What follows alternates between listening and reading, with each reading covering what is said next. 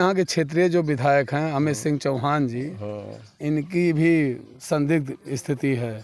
ये उधर का मतलब पक्ष ले रहे हैं और जैसे ब्राह्मण लोग इनको वोट ही नहीं दिए हैं, इनको दरकिनार कर रहे हैं। पूरा विधायक जी का रोल बिल्कुल संदिग्ध है। अभी तक वो सामने नहीं आए हैं, ना एक बार मिलने आए। अभी तक पीड़ित परिवार 26-27 घंटा बीत रहा है। सिर्फ कानूनी कार्रवाई के नाम पे हमें लग रहा है अब लीपापोती हो रहा है। जिस तरह स्टार्टिंग में प्रशासन ने एक्टिव था, 1-2 घंटे के अंदर ही 3 से 4 लोग पकड़ लिए गए थे, लेकिन उसके बाद से अचानक दबाव बढ़ता चला गया और उसके बाद सब इधर उधर घूम ही रहे हैं खुले में, लेकिन अभी तक प्रशासन एक भी लोग उसके बाद पकड़ नहीं पाई है। अच्छा, ये पोलिंग क्षेत्र किसका है? ये पोलिंग क्षेत्र भाजपा का ही है। दोनों पोल भाजपा जीत चुकी है यहाँ से। अमित सिंह जब विधायक बने थे तब से, उसके पहले से ही भाजपा यहाँ जीतती आ रही है। राजनीतिक दबाव बिल्कुल काम कर रहा है। वहाँ हमारे पिताजी हॉस्पिटल में एडमिट हैं, वहाँ पट्टी भी नहीं चेंज हो पा रही है। बिल्कुल एम्बुलेंस लेके जा रही थी, उसका वीडियो हम आपको दिखा सकते हैं। वो लोग किस तरह से आए, एम्बुलेंस को रोकने की कोशिश की, बिल्कुल मारपीट पे उतारू हो गए, गाली गलौज कर रहे थे। ये एम्बुलेंस के रोका नहीं ड्राइवर ने, बस यही बात थी। उसके बाद भी ईंटा गुम्मा पत्थर जो बन सका उनसे किया उन्होंने। हमारे पास CCTV वीडियो है। बाद में 4-5 से 10 गाड़ियाँ लगाई हमारे पीछे एम्बुलेंस के। थाना प्रभारी आए साहब, फ़ोन किया गया, उधर से वो आ रहे थे।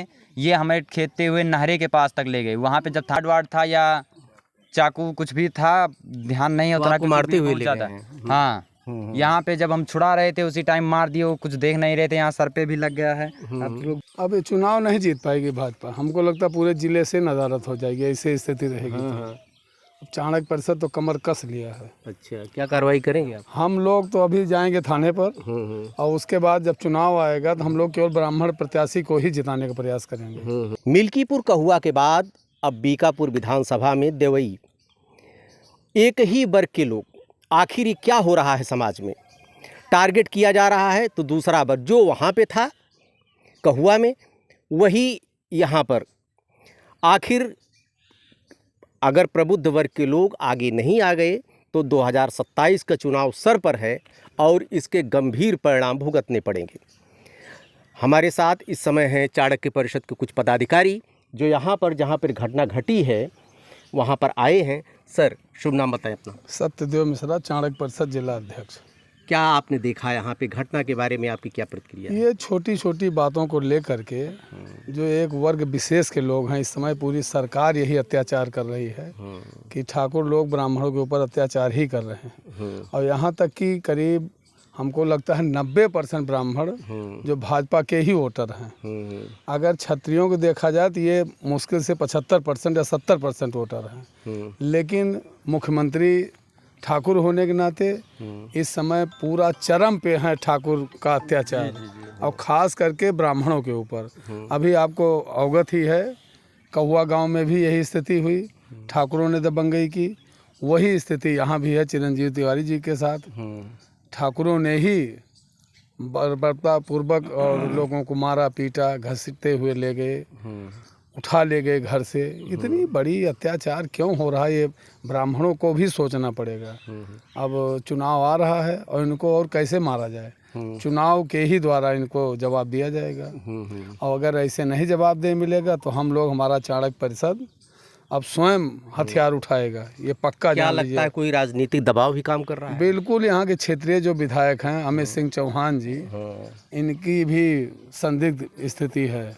ये उधर का मतलब पक्ष ले रहे हैं और जैसे ब्राह्मण लोग इनको वोट ही नहीं दिए हैं, इनको दरकिनार कर रहे हैं। पूरा थाने पे उनका प्रभाव है और थाने पे वो वर्चस्व अपना बनाए हुए हैं, ठाकुरों की तरफदारी कर रहे हैं। अगर कोई जनप्रतिनिधि है उसको तरफदारी किसी को नहीं करना चाहिए। जो हमारे दोनों वोटर हैं, हमारे सपोर्टर हैं, हमारे विधानसभा क्षेत्र के हैं, तो जो गलत हो उसको सज़ा दिलाइए और जो सही है उसको आप सज़ा दिला रहे हैं, ये दुर्भाग्यपूर्ण है। सही, क्या कहेंगे इस घटना पे? सर देखिए, क्या है ना कि छोटी छोटी घटनाओं से लेकर के जिस तरीके से समाज में ये अराजकता फैल रही है, जातिवाद के नाम से, क्षेत्रवाद के नाम से, ये बहुत ही गलत है। ये सरकार के लिए भी गलत है और हमारे जो भी प्रतिनिधि जीत कर आते हैं उनके लिए भी गलत है। उनको सोचना पड़ेगा कि समाज में एकता कैसे कायम की जाती है, किस तरीके से क्षेत्र में समरसता लाई जाती है, उसके प्रति उनको काम करना पड़ेगा।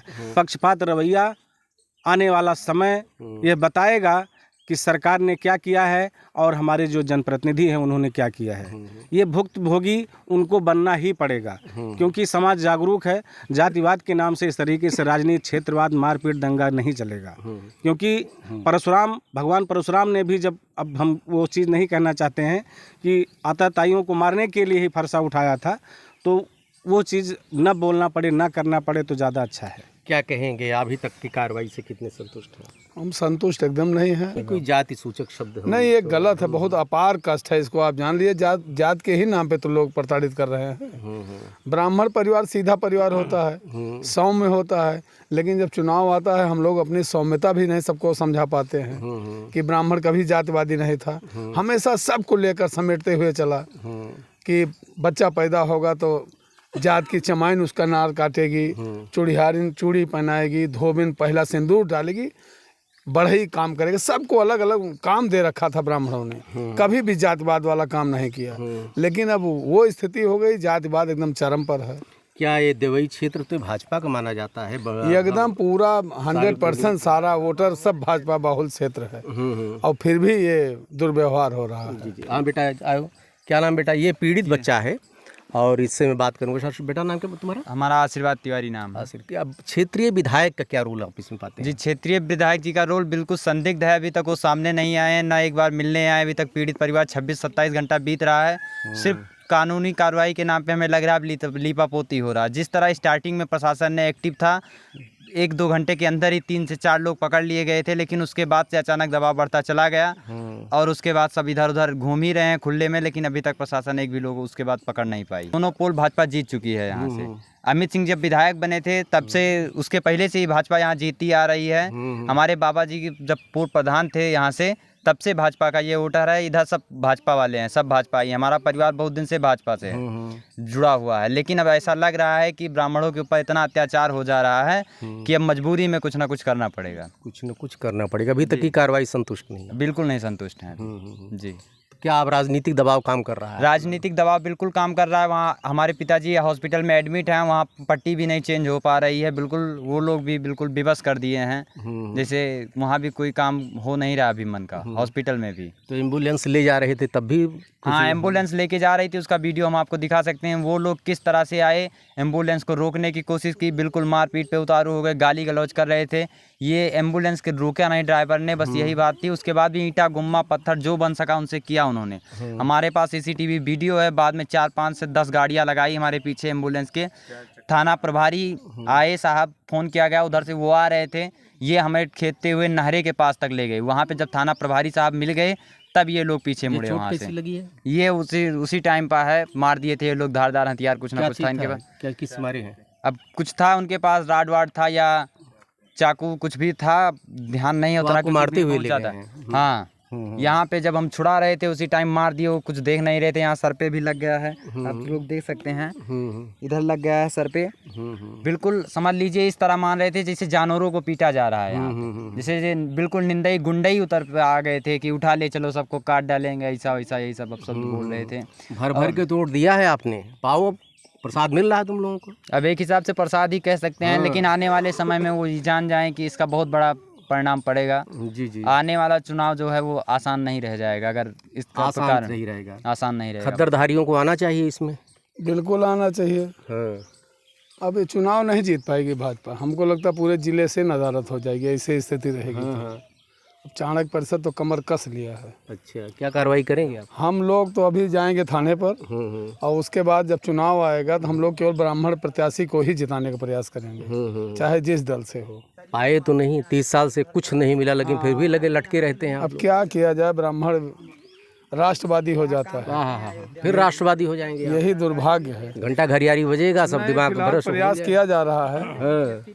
अब वही है कि माना कि खाली मेरा गिलास है, फिर भी ये तसल्ली की सुराही के पास है। क्या बात है। किसी न किसी दिन तो लोग इकट्ठा हो ही जाएंगे। प्रयास कर रहा हूँ, प्रयास जारी है पूरे जिले में। 2027 के चुनाव पे असर डालेगी ये घटना, क्या लगता है? बिल्कुल बिल्कुल। देखिए, ब्राह्मण कभी जातिवादी नहीं रहा है, लेकिन जिस तरीके से माहौल पैदा किया जा रहा है वो जातिवादिता की तरफ ही ले जाया जा रहा है। लोग कहते हैं सवर्ण सवर्णों में तो ब्राह्मण क्षत्रिय वैश्य सभी आते हैं, लेकिन जिस तरीके से सवर्णता का अलग जगाया जा रहा है, मुझे नहीं लगता है कि सवर्ण एक हो पाएंगे, क्योंकि जिस तरीके से जातिवाद का बीज बो दिया गया है, ये आने वाले के दिनों के लिए विष का काम करेगा, जहर का काम करेगा।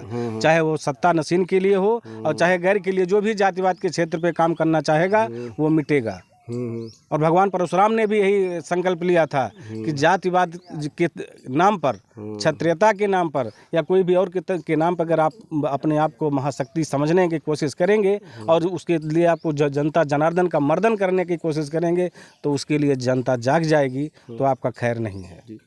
इस तरह की घटनाएं 2027 के चुनाव पे निश्चित रूप से असर डालेगी। फिर एक बार कह रहे हैं, खद्दरधारियों को, राजनीतिज्ञों को इन घटनाओं को सॉर्ट आउट करना पड़ेगा और जितने इसमें आरोपी हैं उनके खिलाफ सख्त से सख्त कार्रवाई नहीं हुई तो इसके परिणाम भयावह होंगे, क्योंकि ये उस वर्ग से आते हैं कि संवैधानिक रूप से एक ही गली में दोनों को ठेली लगाने का अधिकार दिया गया है।